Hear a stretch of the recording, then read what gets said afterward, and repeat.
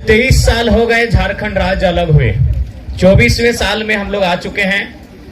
आज यही इलाका था जहां गुरुजी दिसम गुरु शिबू सोरेन के अगुवाई में, उनके नेतृत्व में झारखंड अलग आंदोलन की लड़ाई लड़ी गई। आप शायद जानते होंगे, गुरुजी भले यहां से आंदोलन के लिए लड़ाई लड़े थे, लेकिन उनका गांव यहां नहीं था। उनका गांव हमारे उधर था। बोकारो जिला को पार करके रामगढ़ आता है, वहां एक छोटा सा गोला नाम का प्रखंड है, वहीं पर गुरुजी का गांव है। और गुरुजी का भेंट हुआ उस समय विनोद बिहारी महतो से। तो विनोद बिहारी महतो वकील थे और गुरुजी को उन्होंने दिशा निर्देश दिया, गुरुजी को ज्ञान दिया और उनको के क्षेत्र में आंदोलन किए, महाजनों से लड़े, सूदखोरों से लड़े और तमाम कुरीतियों से लड़ते हुए एक नए झारखंड का निर्माण किया गया। लेकिन आज गुरुजी का आदर सब कोई करता है, पूरा झारखंड करता है, पूरा भारत करता है। लेकिन आज गुरुजी के विचार उनके घर में ही नहीं रहे।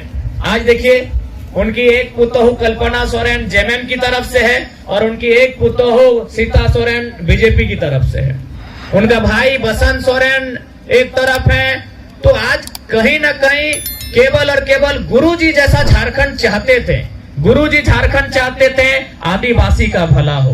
गुरुजी झारखंड चाहते थे आदिवासी बच्चे बढ़िया से पढ़े, देश विदेश दुनिया में जाके अपना नाम कमाए, आदिवासी का भाषा, संस्कृति, परंपरा, उनका जल, जमीन, जंगल बचा रहे, ऐसा चाहते थे गुरुजी। लेकिन आज क्या हो रहा है? आज जो झारखंड मुक्ति मोर्चा है, आज वो केवल और केवल अपना परिवार का भला चाहता है। आज आपके बच्चों का भला नहीं चाहता है। वो कभी बसंत सोरेन को मंत्री बनाना चाहता है, कभी कल्पना सोरेन को मुख्यमंत्री बनाना चाहता है, लेकिन आपके परिवार के बच्चों का भला नहीं चाहता। आज इसीलिए आज हमें लगता है कि संथाल समाज के बीच से नए नेता बन के आए। जैसे आज लता टुडू दीदी आई हैं, ऐसे बहुत सारे नौजवानों को आगे आना होगा। आप नौजवानों को सोचना होगा। आप ही बताइए, आज क्या परिस्थिति है? आज हमारे गांव को छीना जा रहा है, आज हमारे जंगल उजाड़े जा रहे हैं, पारसनाथ पहाड़ भी संकट में है। सुने थे ना, उसमें हम ही पहला आंदोलन किए थे। जब पारसनाथ पहाड़ का मैटर आया था, पहला आंदोलन और आवाज हम बुलंद किए थे कि पारसनाथ पहाड़ में मरांग गुरु भी रहते हैं, इसीलिए आप सभी की आस्था का सम्मान कीजिए, लेकिन मरांग गुरु का अपमान आप नहीं कर सकते हैं। ये पारसनाथ किसी एक समुदाय का नहीं है। तो इसीलिए आज कहीं न कहीं जो वर्तमान की सरकारें हैं, जो वर्तमान के नेता हैं, चाहे बीजेपी वाले रहकर, बीजेपी तो चाहती ही नहीं है कि जंगल बचे, गांव बचे। वो सारा चीज अडानी को दे देना चाहती है, वो सारा चीज उद्योगपतियों को दे देना चाहती है। लेकिन यहाँ जेएमएम जो जंगल जमीन की सरकार है, आज वो केवल और केवल परिवार की सरकार बन के रह गई है। इसीलिए आज आदिवासी समाज के बीच से नए नेतृत्व आने होंगे। इनको ये बताना होगा कि आदिवासी वोट किसी परिवार की बपोती नहीं है। जो आदिवासी के समस्त समाज के बारे में सोचेगा, सभी के कल्याण के बारे में सोचेगा, आदिवासी समाज उसी के साथ जाएगा। चाहे वह दमयंती मुंडा दीदी रहे, चाहे बेबी लता टुडू दीदी रहे। जो आदिवासी के बारे में सोचेगा, आदिवासी भी अपना वोट उसी को देगा। वो किसी एक परिवार की बपोती बनके नहीं रहेगा। क्या नौजवान, आप ही बताइए, यदि अगर वास्तव में झारखंड मुक्ति मोर्चा आदिवासी का हितैषी है, तो बसंत सोरेन को मंत्री क्यों बनाना? कोई गरीब बुधू सोरेन को बनाते, मुकेश सोरेन को बनाते, संजय टुड्डू को बनाते, विकास हांसदा को बनाते, सावन हांसदा को बना देते, अमित किस्कू को बना देते। आदिवासी समाज का ऐसे ही न भला होगा। अब आज बसंत सोरेन मंत्री हैं, कल्पना सोरेन मुख्यमंत्री की दावेदारी कर रही है, तो कल उनका बेटा बेटी भी करेगा। सीता सोरेन की दोनों बेटी दावा करेंगी कल 2 सीट से। तो आप कहाँ जाएंगे? आपके हक अधिकार की बात कौन करेगा? एक परिवार से समाज नहीं होता है। इसलिए इस बात को बिल्कुल आप याद रखिए कि एक परिवार से समाज का भला नहीं होगा, 1-2 व्यक्ति से समाज का भला नहीं होगा। इसलिए आज आपको नए नेता बनाने होंगे, नए लीडर तलाशने होंगे, और नए लीडर आपके बीच हैं। बेबी लता टुडू आपके बीच है, रांची से दमयंती मुंडा आदिवासी समाज की बेटी है, आपके बीच है। और जब ये सदन में जीत कर जाएंगे, सदन में इस बात को रखेंगे, समता कानून को मजबूती से राज्य में लागू कराने पर तर्क देंगे। हमारा जो पेशा कानून है उसे मजबूत किया जाएगा।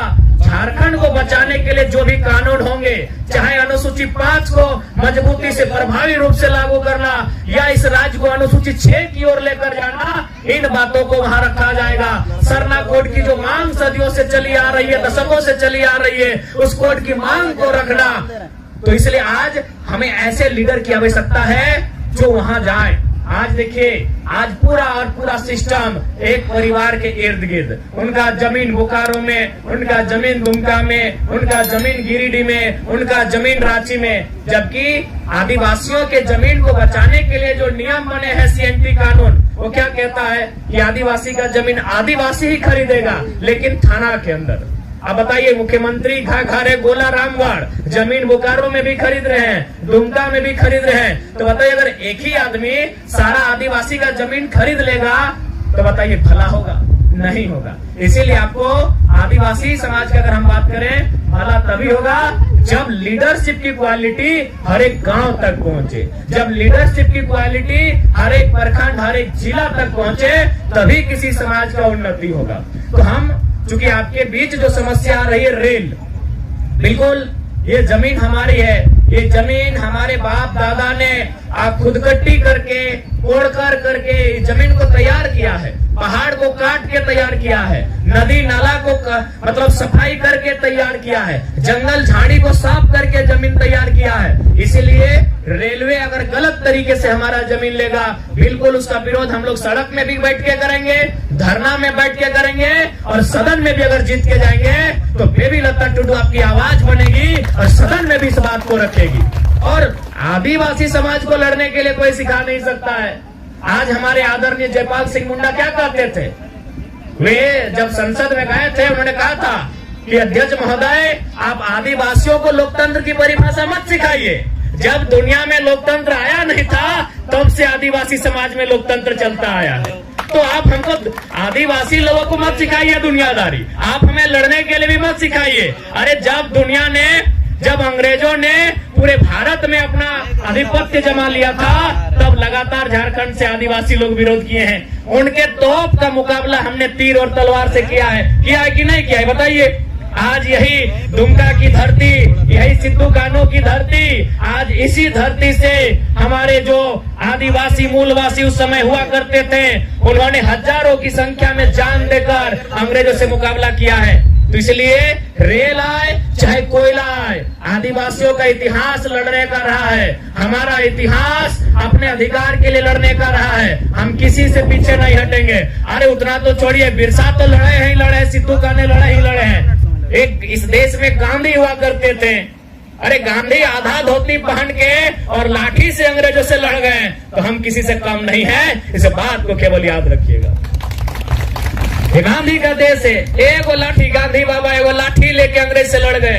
अंग्रेज के पास बड़ा बड़ा बंदूक था, अंग्रेज के पास इतना बड़ा बड़ा बम था, अंग्रेज के पास इतना बड़ा बड़ा तोप था, और गांधी बाबा एगो लाठी लेके लड़ गए।